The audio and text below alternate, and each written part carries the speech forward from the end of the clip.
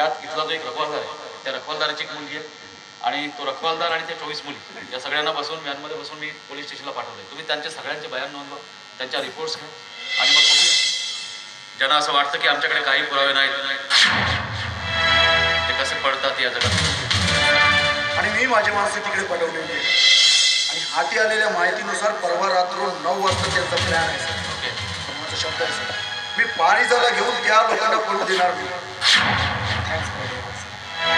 यांना घेऊन police station.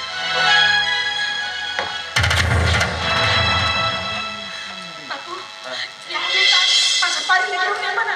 नाही तुम्ही माझ्या पारीला असं काहीच होणार नाही.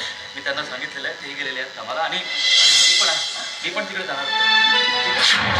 काळजी करू नका आणि थोडा वेळ तिकडे